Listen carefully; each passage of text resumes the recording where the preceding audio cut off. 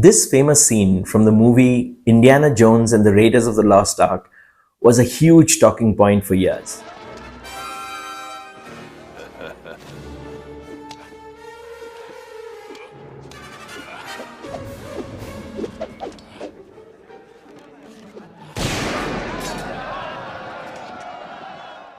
In this scene, the expectation was to see an epic fight between a native warrior and Indiana Jones.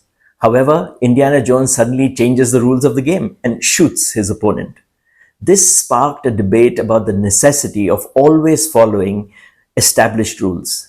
This scene serves as an excellent analogy for the story I'm about to share with you today. Welcome back to Stories at Work, a series where I share real stories from across the world that you can use to drive home a business point. Our website, storyworks.in, already has over 100 stories, and we are adding one every week.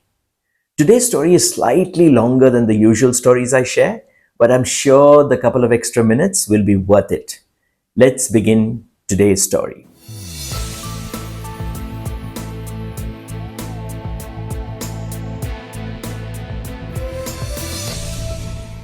By the early 20th century, most of the world had been thoroughly mapped, with one big exception: the vast interiors of the icy continent of Antarctica. No human had ever set foot on the Earth's southerly point, the most southerly point. Naturally, the British wanted to be the first to reach it. Over the centuries, they had grown accustomed to thinking of themselves as the world's greatest explorers. In June 1910, two ships set sail from Europe. One was captained by Robert Falcon Scott of the British Navy, representing the most powerful empire the world had ever seen. The other was led by Roald Amundsen of Norway, a small country that had just gained its independence 5 years earlier. Both men aimed to create history by being the first to reach the South Pole and plant their national flag. Scott's expedition was well funded by the National Geographic Society, the British Navy, and private and public donations from across the British Empire. His ship carried the largest, best equipped scientific team ever sent to Antarctica. It included 3 state-of-art motorized sledges, along with Siberian dogs and ponies, and a crew of 65, all hand-picked by the British Navy. The ship left the UK shores with great fanfare. Roald Amundsen's ship was quite different. It was a much smaller vehicle, loaned by a mentor, and the expedition was funded by money Amundsen had borrowed. It carried no motorized sledges or ponies, just 97 dogs and a crew of 19 people hand-picked by Amundsen. Most of them were skilled at skiing, with one of them being a champion skier. The ship slipped out of the harbor without any fanfare. One of the reasons for the lack of interest was that Amundsen had told everyone, including the crew, that they were heading for the North Pole.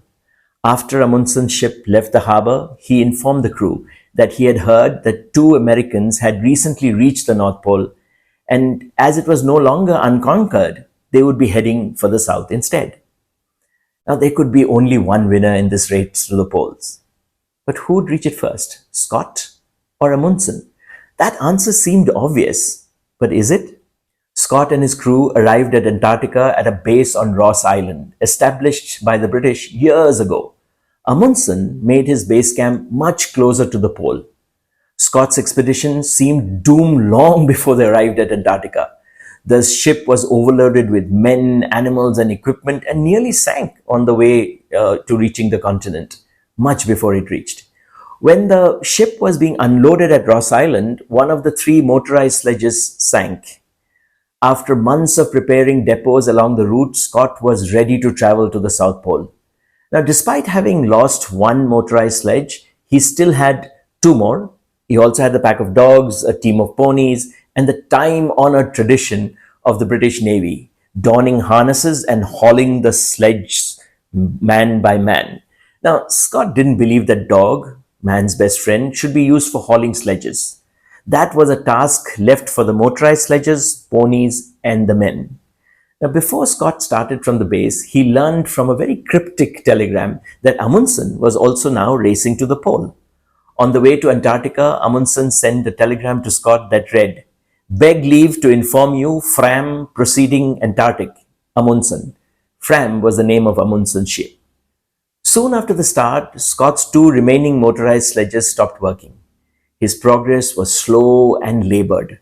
The ponies found it difficult to make progress in the snow and the cold, so Scott decided to wait out the winter and start later in the spring. He lost quite some months in that. Even then, the ponies struggled. In spring, the dogs with their sledges were making good progress but had to wait to allow the man hauled sledges to keep up. Scott's progress was further impacted by the need to conduct several scientific experiments and collect rock samples as mandated by the Royal Geographical Society, one of his sponsors. Amundsen, on the other hand, was laser focused on reaching the South Pole first. With his skiers and dogs pulling the sledges, he made great progress. On December 14, 1911, Amundsen and his team reached the South Pole and planted the Norwegian flag. 5 weeks later, on January 17th, 1912, Robert Scott and just 5 of his surviving crew reached the South Pole, only to be met with disappointment. While Amundsen returned to Norway as a hero, Scott and his team did not even survive the return journey. What a story!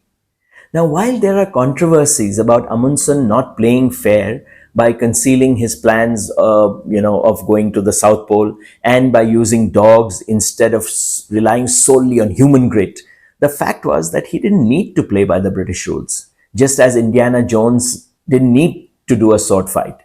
This aspect of the story is perhaps no different from David using a sling when Goliath expected hand to hand combat. Now, what lessons can we derive from this story? One is about being laser focused on our goal. When we burden ourselves with multiple objectives, we often fail to meet any of them.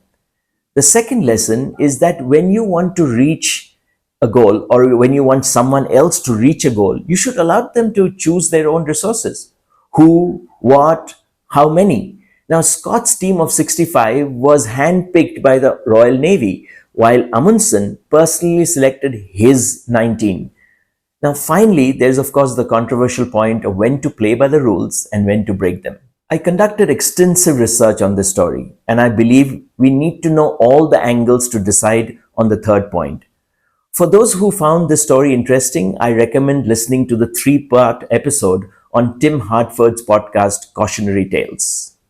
I hope you enjoyed the story. If you did, there are over 100 more on our website, storyworks.in. See you next week. Bye for now.